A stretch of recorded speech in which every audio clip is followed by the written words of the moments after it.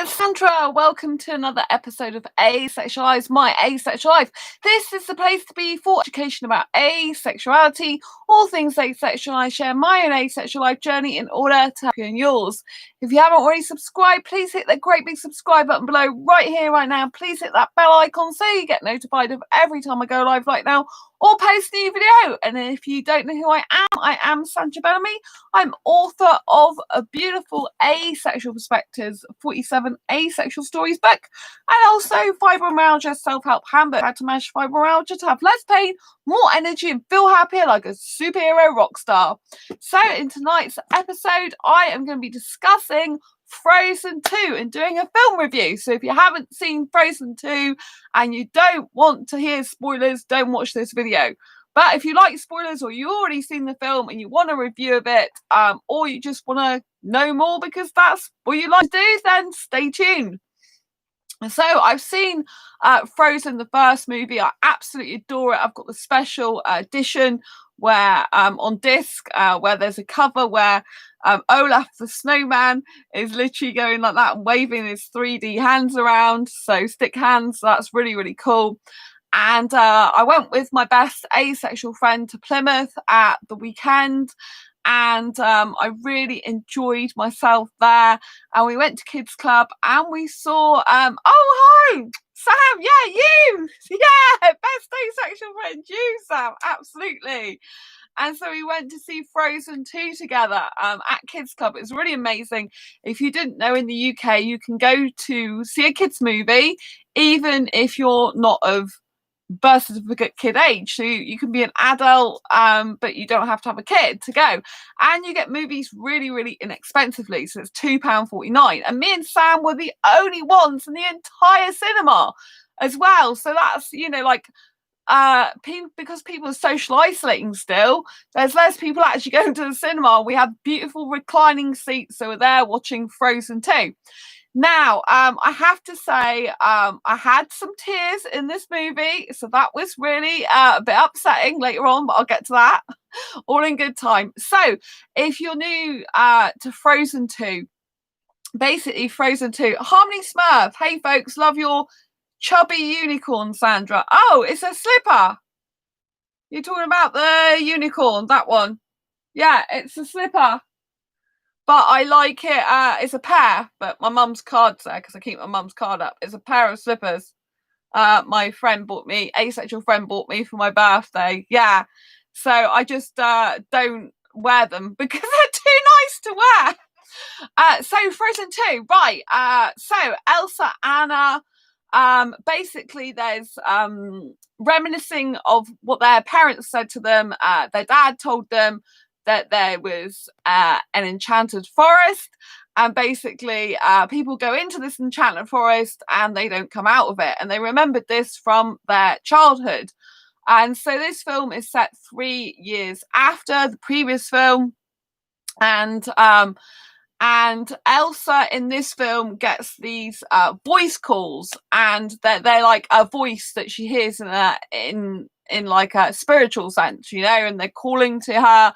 And she reminisces about the fact that her dad told her about this enchanted forest, and it's a place you're not supposed to go to. So they were told, Elsa and Anna were told as kids not to go to this enchanted forest. Now, if you look at that scene when they're children, you'll notice there's a scene when they're with their parents, when they're looking back, where Elsa is with Anna and they're playing. And now Anna is playing like with dolls, and she's doing like kissing stuff and romance, and she's really into kissing and romance. And if you noticed, Elsa's character is not interested in romance.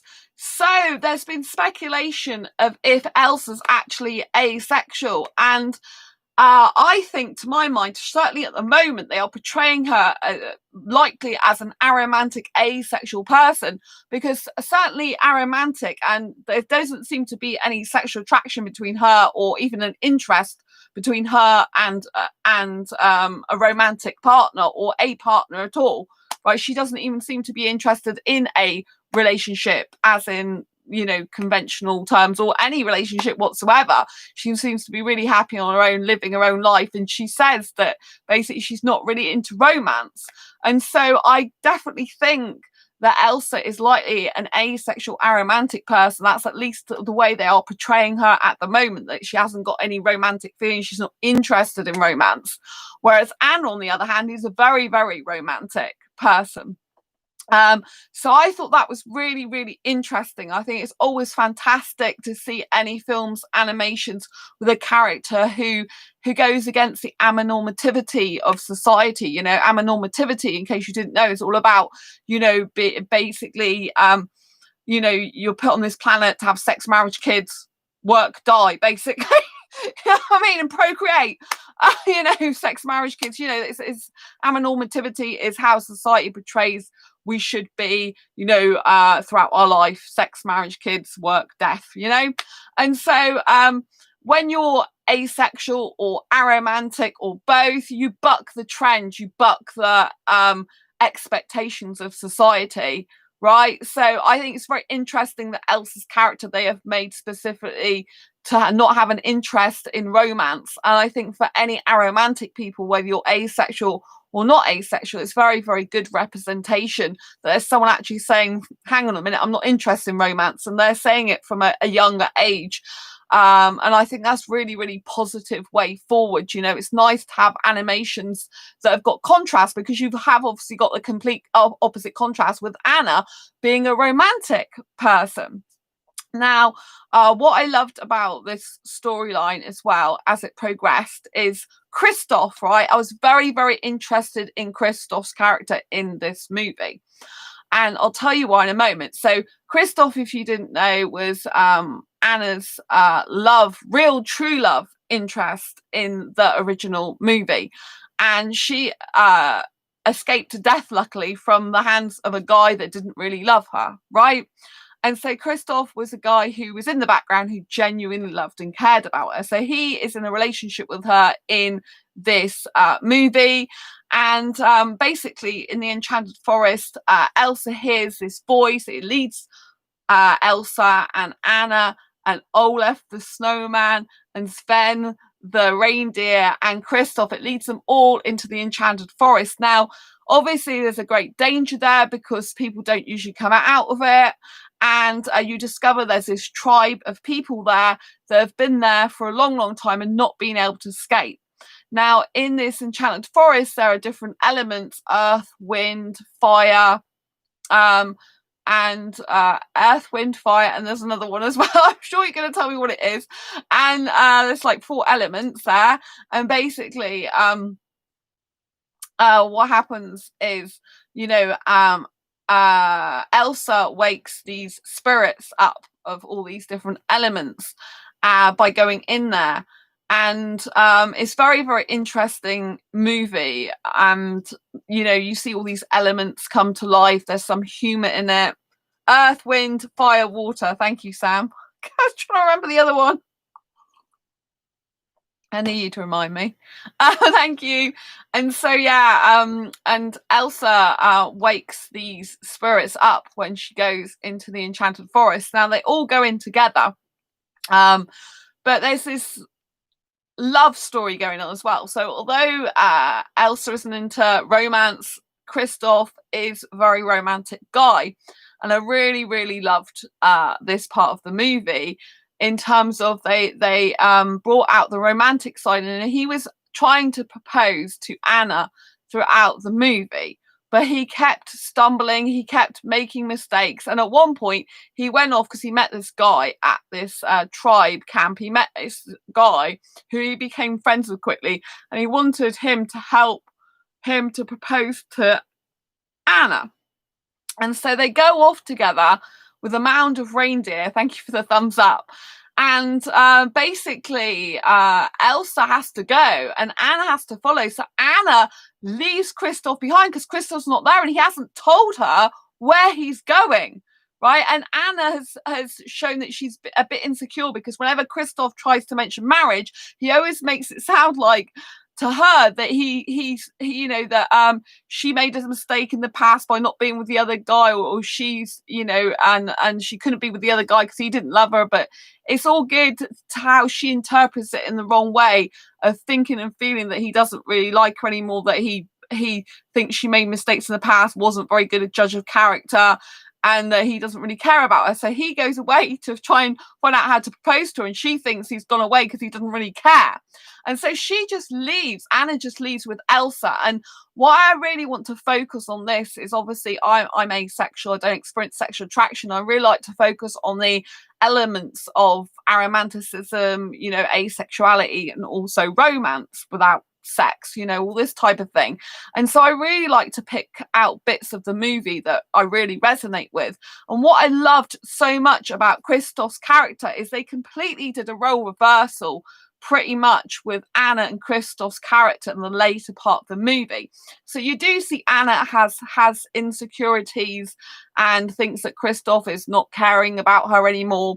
But what the turning point is in the movie is when Anna just, you know, Christoph's not around. She doesn't know where he's gone. He hasn't told her, which he should have done. And she just goes with Elsa, and she doesn't even hesitate. She's not thinking, oh my God, where's my boyfriend? Oh, you know, she's like, right, I'm off, right? Don't know where he is. He's gone. I'm off, right?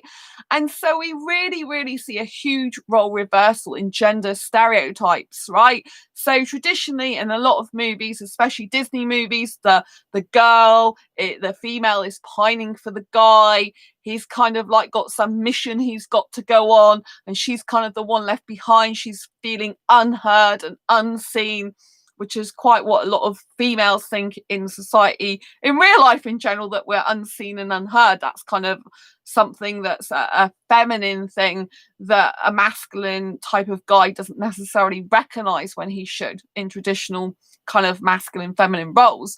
And so in this, it's a complete role reversal, because she doesn't really, she didn't notice Christoph had gone until he'd actually gone.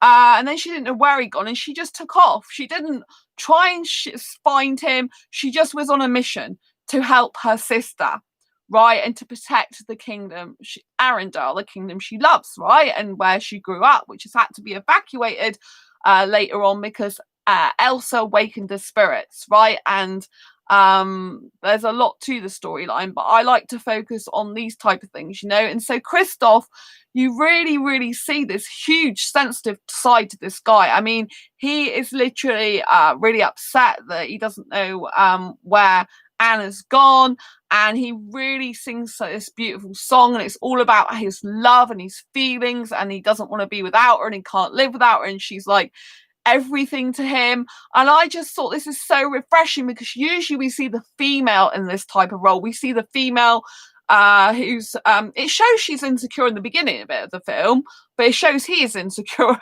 He's kind of like worried and kind of like really really sensitive, and kind of like, you know, stuttering and stumbling on his words. So you kind of see them both have like an insecurity, kind of like nervousness.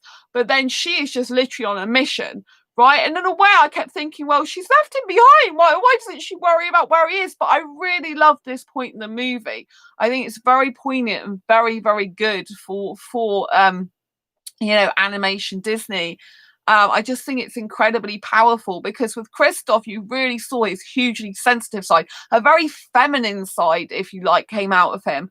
You know, he was there worried about her. He was there thinking he loves her. He's feeling crazy over her. He can't live without her. He can't be without her. She's everything to him, you know, and he was literally moping around, singing a song, going out of his mind, going crazy. And usually we see the female in this type of role. We see the female, you know, worried about what the guy's up to. The guy's gone off on his mission. He's left her behind, and this was completely role reversal. I really loved this part of the movie. I thought it's so good that they're putting a guy and they're creating this kind of real sensitivity with him, and much more feminine than you see a lot of guys in these type of movies.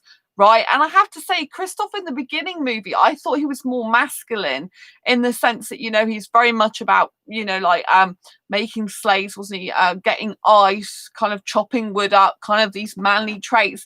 And then they've made him, I feel a lot more feminine in this movie.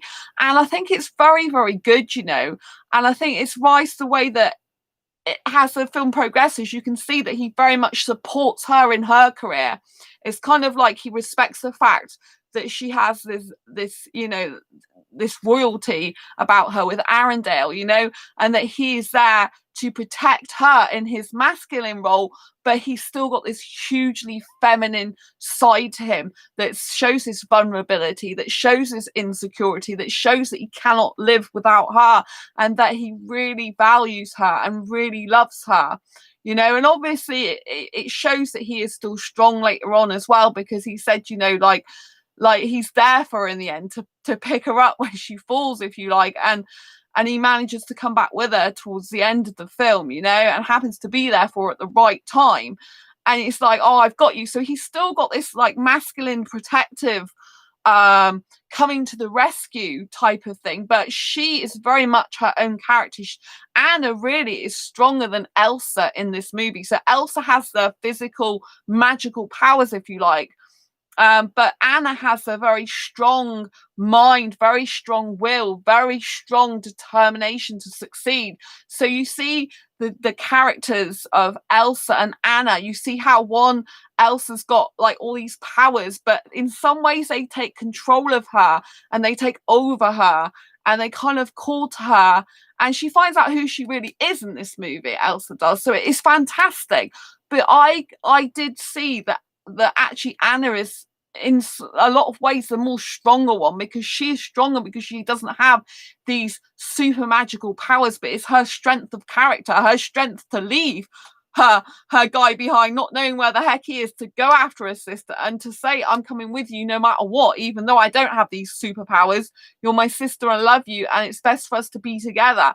And it's such a refreshing change to see such a powerful female character and such a kind of feminine guy who's still got some masculine traits. He still wants to protect her, he still wants to love her and be there for her, yet he's supporting her in her career and her role, if you like. And I just thought this is very, very, very good.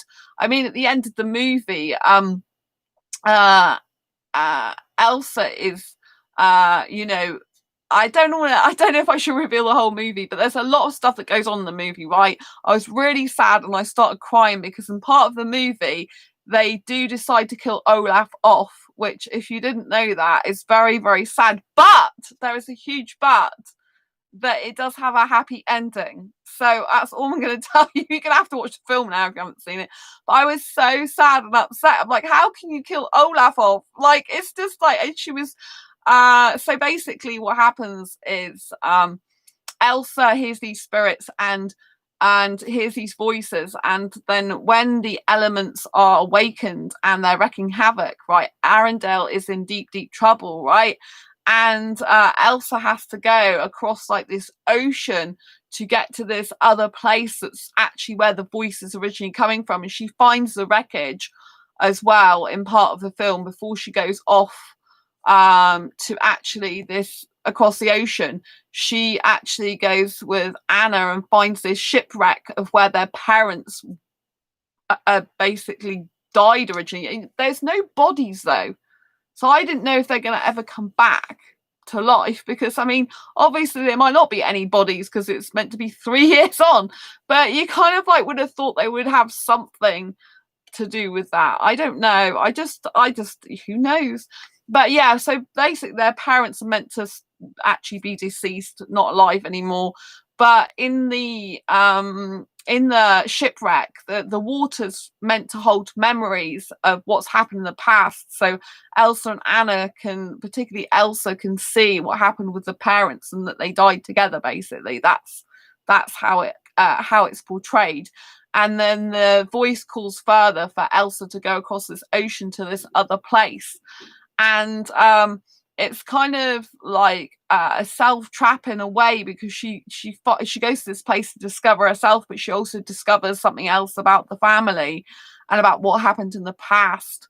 And then Elsa gets frozen, and so Frozen 2 Elsa gets frozen, and then Anna's left on her own to not knowing what to do, because Olaf, who's made the magic of Elsa, Olaf then dies basically in this part of the movie, and I couldn't stop crying. It was like tears are pouring down, and It does come good in the end, I have to say. So Olaf will return is all I'm saying. But yeah, it's an incredible movie, and I think it's very interesting the way they did the ending. So in the end, Elsa ends up finding the people in the forest that had been trapped were actually to do with her and her father. Well, Anna and Elsa's parents. Basically, they were from different type of tribes, different types of people that were basically going to be like rivals, but they came together and had love between them, which is obviously how they got Elsa and Anna. And so Elsa in the very end of the movie is where she feels she belongs in the forest, and she is the magical missing element. And then Anna ends up being Queen of Arendelle. And in the end, Kristoff is like dressed. Kristoff asks her to marry him. She says, yeah, but you never actually see them get married. But she becomes queen. So that's kind of a bit confusing, I thought.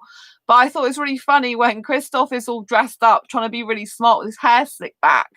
And Anna is literally like, I prefer you in your leathers, don't worry, because he's got like this suit on, which you don't see him in years ago. You don't see him like in the film years ago ever in like dressed like that with his hair all slicked back and stuff. He's usually like in his casual clothes. So she said, oh yeah, I prefer you in your leathers. So again, it's got an element of the fact that she and when she's queen and he's there for her at the end, clearly again the role reversal is very, very strong. She's the queen, he's by her side, and she's kind of saying like, oh, I like you in your leathers, you know. So she is a strong, powerful, feminine character, and she's got masculine traits, who's literally saying to Kristoff exactly how it is, you know, I like you in your leathers. Whereas, you know, it's kind of a little bit of a kind of sexual, could see it as a sexual innuendo, because leather's associated, you know, like leather stuff's associated with the sexual type of thing. So it's kind of saying she finds him more sexy in his leather gear, and he's like looking like this. So like he seems to be the more innocent of the party in that way, which again is a bit more feminine. Harmony Smurf, looking forward to watching both Frozen films for the first time. By the way, being Aero Ace is a superpower. Oh, you haven't seen either of the films. Oh, bless you. I'm just giving the plot away there. Oh, yeah, being Aero Ace. I mean, I'm not Aero Ace myself. I'm asexual, but not Aero Ace. But yeah, I think being asexual in and of itself is a superpower. And yeah, if you're Aero Ace and you don't experience any romantic attraction, certainly I think you have a lot less drama in terms of relationships and stuff like that. You know, being a romantic asexual myself, it can be very difficult at times. It can be a very painful experience when you're trying to find the right person for you to be in a relationship with. But I do believe that the pain is, in my case, going to be worth it when I meet the romantic partner of my asexual dreams. And so, you know, but I think, you know, any type of person who's different, like in terms of asexuality as well, I think, you know, it is a superpower, you know. So obviously, you know, like Elsa's the one that is aromantic asexual as far as it comes across in the movie. Agreed. Bless you. And so thank you. And so, you know, but Anna is not. Anna is a romantic person, hugely romantic person. But although she's romantic, she kind of is very career orientated, very career focused, very family focused. And I just think that I just love the fact they've reversed these roles with Anna and Kristoff. You know, in the first movie, it didn't come across like that. He came across a lot more, I think, more of a, you know, like guyish, more manly in the first movie, but still with a soft kind of like wacky sort of side to him.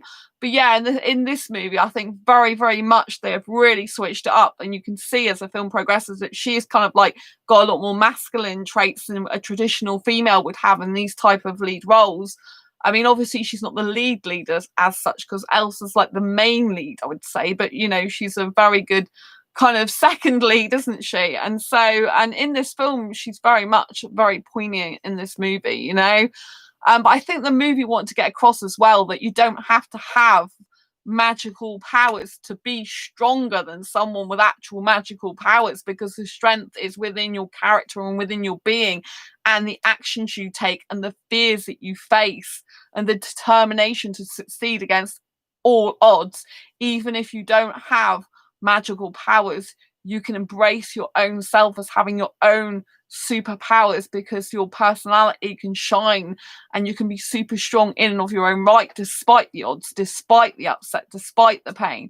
And I think this is a very, very positive message, you know. And I just love that if you watch the movie, the second one, you'll see what I mean. If you think about traditional gender stereotypes and roles, you will see what I mean about the kind of juxtaposition and how they've changed Christoph and Anna to be kind of opposites of what a lot of people would expect in such a movie. You know, it's always usually about the guy. I mean, he does rescue the girl in the end, so they've still this kind of fairy tale bit at the end where Christoph does come and rescue her, but she doesn't need rescue in the sense of being a female and you know, and rescuing from herself, and because she doesn't self-love. It's all about she's in control of her life, she's in her own power, she's in her own essence of being. The fact that Christoph happens to come along the right time is kind of like because they're meant to be together, and he's there for her as her partner, protecting her, supporting her, and didn't give up on her even though she left him behind. So it's even though you could say, you know, like in a movie, you kind of got the knight in shining armor. He's like a knight in shining armor, but in a much more feminine like way, in which she, you know, Anna is in her own personal power. Usually in such movies, it's the guy's got to rescue the girl because there's something wrong with the girl. She's not powerful or strong enough. But this isn't the case. This is the case that she's very powerful, very strong. She'll do whatever it takes. And he happens to just be there to pick her up in his arms and to ask her, what do you want me to do? Like, because there's this dam that has to be broken down, basically. And he's like, what do you want me to do? And he will do whatever she asks him to do, you know? So it's very, very much, Anna's a very, very strong, powerful female character. I really love that. Harmony, happy females get some positive role models with those attributes. Yeah. I was really happy about that too, Harmony Smurf, you know? I mean, I was just like, I mean, I loved the story, don't get me wrong, you know, but I really loved the fact that this movie seems to have a asexual aromantic character, plus it has really broken down gender stereotypes and really kind of done the role reversal thing, while still so kind of like Anna's got a lot more masculine traits than you would usually see in a character, but she still kept some femininity. She still kept the vulnerability there, the genuine tears, not like I'm helpless, but genuine tears because it's like, what am I going to do now?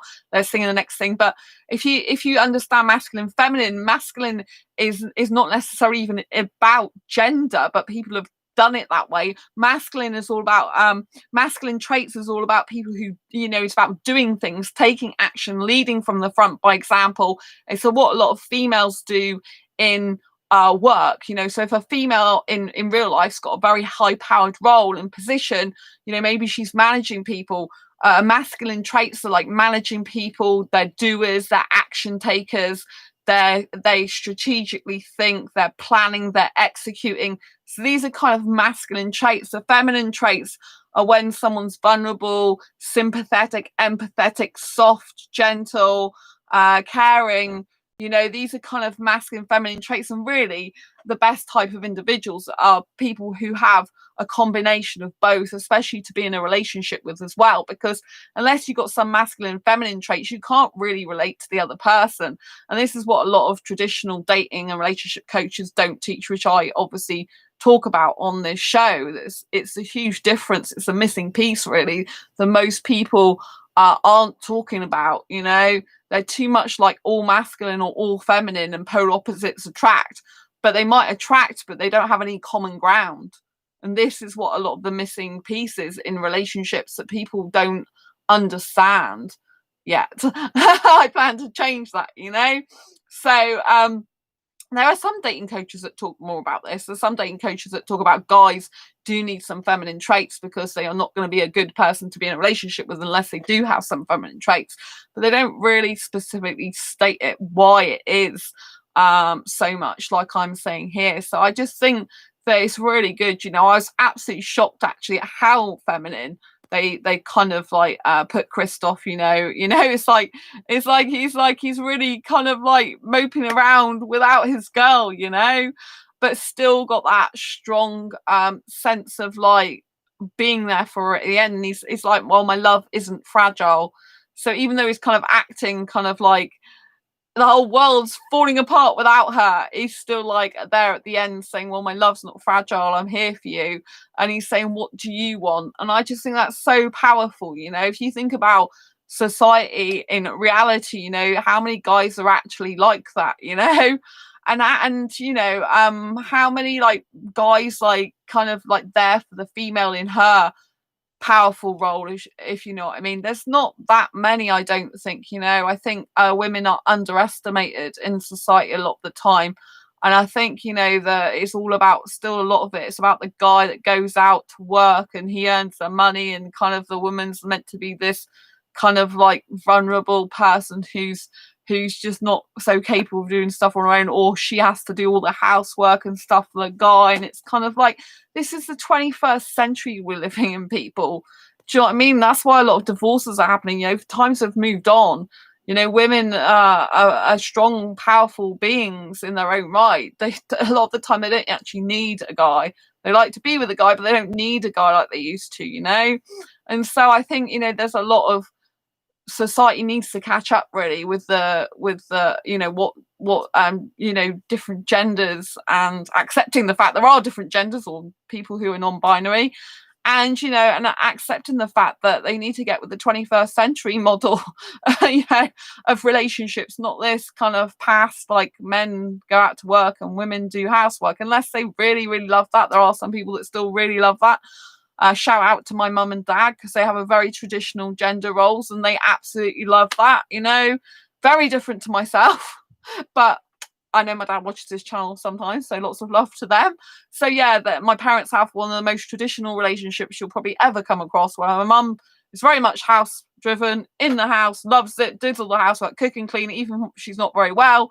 And my dad's like usually working. He works for a non-profit, but at the moment, because of social isolation and things, that he can't do that because the place is shut at the moment. So where he does that too. So there are exceptions, but I'm just really happy to see these strong, powerful characters have an aromantic asexual pretty much, potentially, at least it's showing it that way, and to actually have this very very different role reversal kind of like, but they've still kept some of the really elements that a lot of people would look for in kind of a fairy tale ending, but in a different type of way. I just love the fact, like I said, that she said, oh, you look better in your leathers anyway, when he's dressed all in a smart suit trying to look really cool. And like you can tell he's a bit uncomfortable because it's not what he's usually like. And I just think, again, that shows kind of the woman being a bit more like I don't want to say the boss in the relationship, because I don't think that's such a nice thing to say as such, but she's clearly not the submissive one, is she, when she's with her role and what she's saying. It's kind of like more that he's catering to her needs, and he's proud of her in her job role as made up to queen in the end, and that he is kind of like there for her, by her side, like a sidekick in a way, but very much a partner at the same time. So it's kind of like he's her like like Batman and Robin. He's like her Robin and she's like the Batman, if you know what I mean. She's do you know what I mean? She's like the kind of strong one, but he's very strong when he comes at the end as well, and he's there for her when the tough times really really are there. So I was so pleased about this movie. I thought there was a lot of good stuff. I was very sad that they did kill Olaf off, but do not fear, Olaf didn't stay in that state. But I was very sad when it happened. I was like, how could they do that? Yeah. So don't worry, he will return.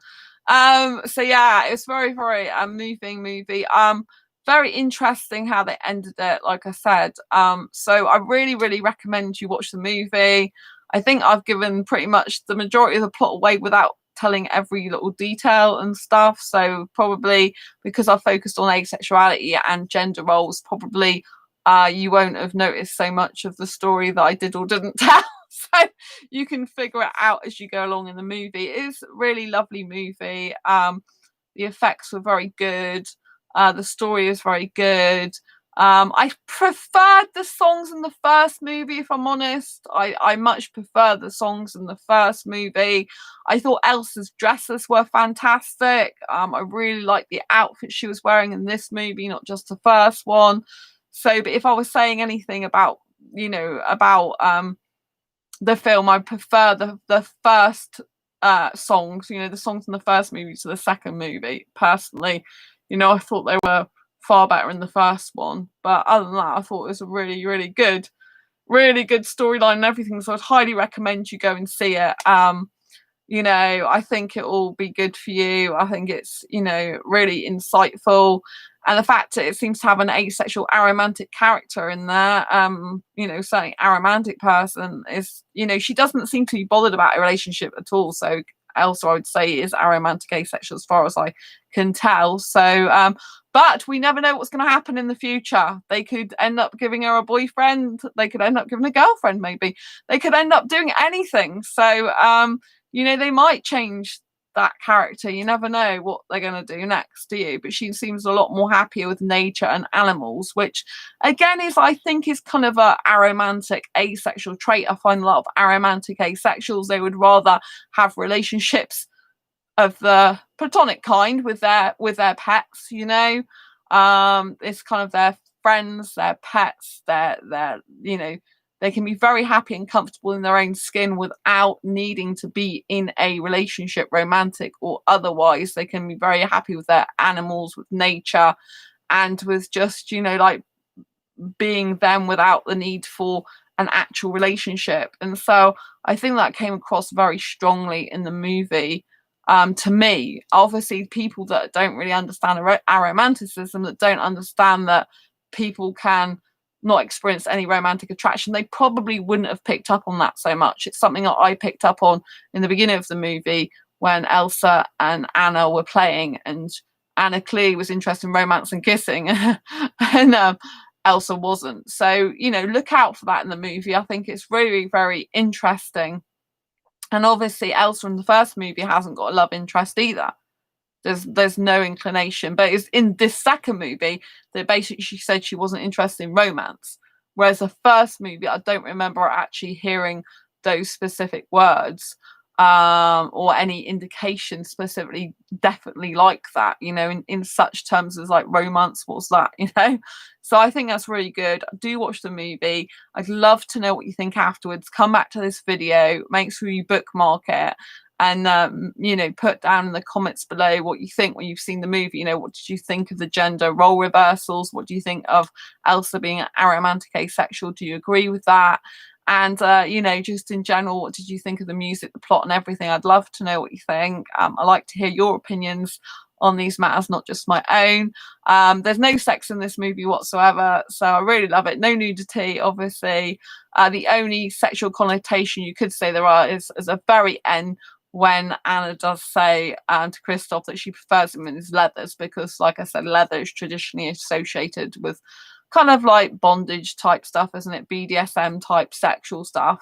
It doesn't have to be, though. I have close attraction, and if a guy wears a leather jacket, I absolutely love that. It's one of the things I get attracted to, actually. Like white t-shirt, black jeans, trainers, and leather jacket, like biker type of look, but in a kind of modern way. Sam, it was a great film. I haven't seen the first, but I do prefer the songs from the first that I heard at the Disney on Ice.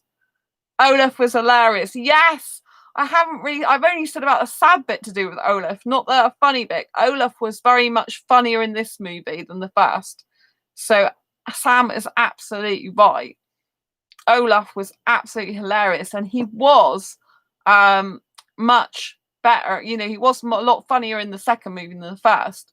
So although I said the music in the first movie was better, he was actually more funnier in this movie. He really shone through, actually. He had a bigger part in this movie, I would say. from the point of view of more words, more hilarious stuff. And it was a great story in my view. Oh, Sam, I'm so happy you thought it was a great story as well. Yeah, I did think it was a good story. I did think they really thought about it. It was kind of a more deeper story than the first, I think.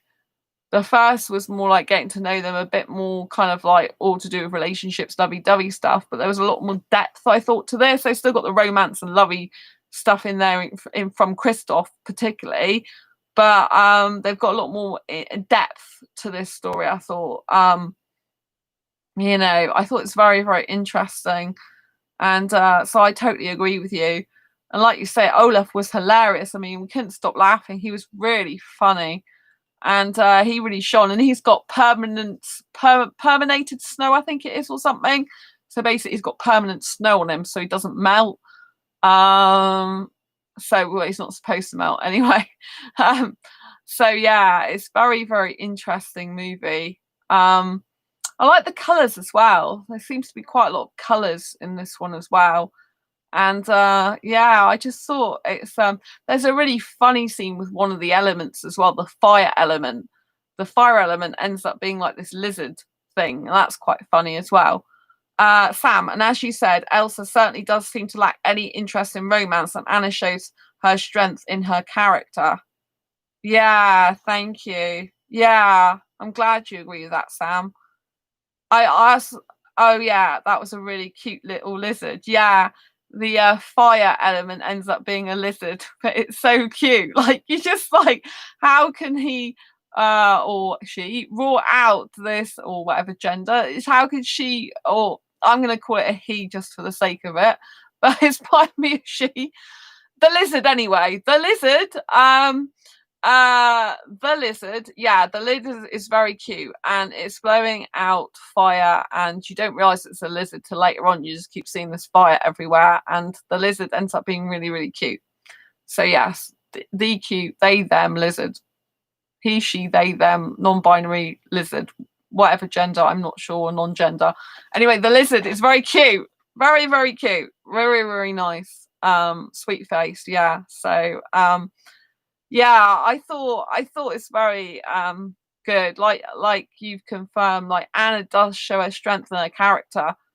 Like, kind of like Elsa's powers could also be seen as a weakness as well, because they take her away from kind of the reality of like her putting herself in harm's way, I guess. And kind of Anna's like her conscience that she's not fully aware of. So like Anna's a bit like Elsa's conscience, reminding her to stay safe and to not just follow her instincts, but to also think carefully, is it her instincts or is it kind of a trap as well? So, but I think it's important to always follow your instincts, because I think they'll come good at the end. And I think that was the main part of the story as well with Elsa. Like, she needs to follow her instinct, she needs to follow the voice, because if she ignores it, it's not going to go away. And sometimes you have to follow your path in life, even if it seems rocky and it seems strange and no one else understands what you're going on about. You have to go and get your destiny because it's meant for you. Do you know what I mean?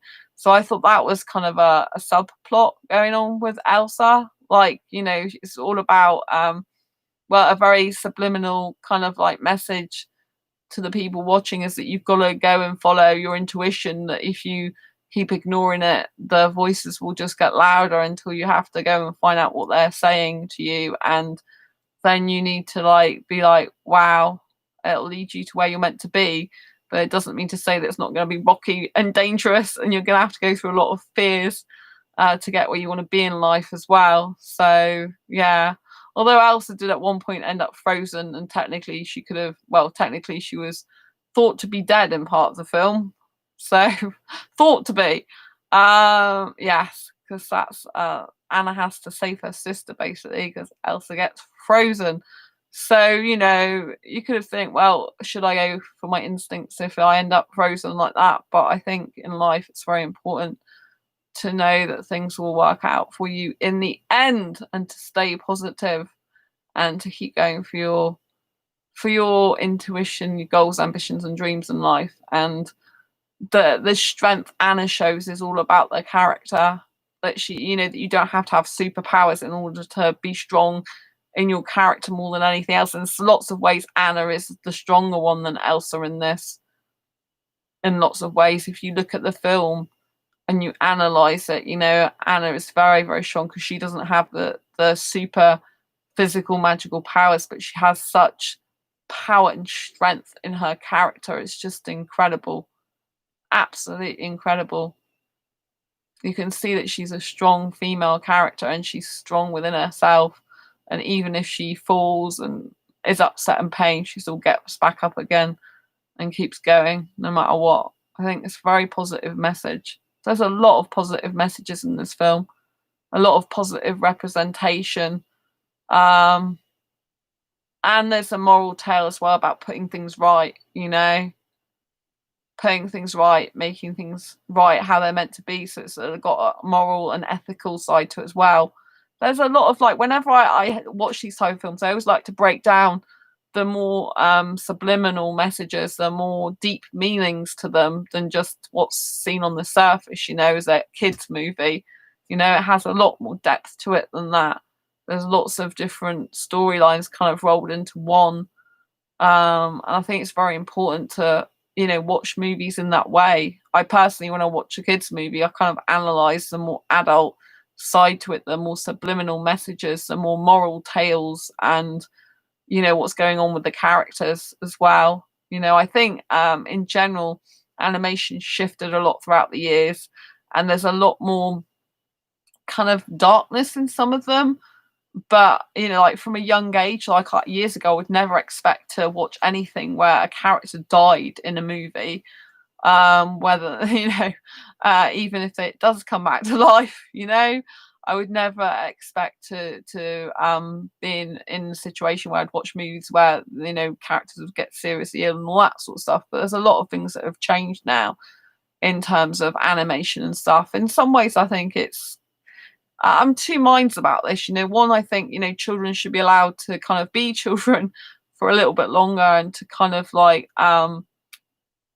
not have fear and kind of not see so much death or negative stuff and bad stuff, and then the other part of my mind is well, the sooner they get used to the fact that death does happen and there's negative stuff that happens, and the stronger they can be towards dealing with that when they're older. So I kind of think two different ways about that. I can see the positives of it and I can see the negatives of it as well. I think it's important not to steal your youth away and just see negative stuff. But I also think it's good to understand that you can overcome negativity, you can overcome obstacles, you can overcome painful experiences, you can overcome losing someone, and you can still be happy and life goes on and it's all good. Do you know what I mean? So I think it depends which way you look at it. I think younger movies, kids movies these days have got a lot more sophisticated, a lot more intelligent in a lot of their plots. And like I said, the two poignant things of this movie for me really were the fact that I think Elsa is asexual, aromantic person. Certainly didn't experience romantic attraction, wasn't interested in romance. So I think that's a big step forward. And the fact that, Anne is such a powerful female character and Christoph was showing a lot of feminine traits, I think that really, I was just very impressed with the way that, they kind of they've made Christoph very, very feminine in a lot of ways, but still kept some of his masculine traits as well. So, and it was all about kind of he can't be without her, but it was in a it was kind of in a soppy way, not in a I'm desperate controlling way. It was not, he's not controlling at all. It's I just love her and I miss her and I want to be with her and she's meant to be with me type way. And I thought that was very sweet and touching. And and he was there to kind of rescue her in the end as well. So I liked the fact they did the rescue, but they did it in a way which was still keeping Anna's character as a very powerful, strong female character, very powerful and strong, So I loved it. I really liked the film. I'd highly recommend you go and see it. Me and Sam had a blast seeing it. I did cry and get a bit upset part of it.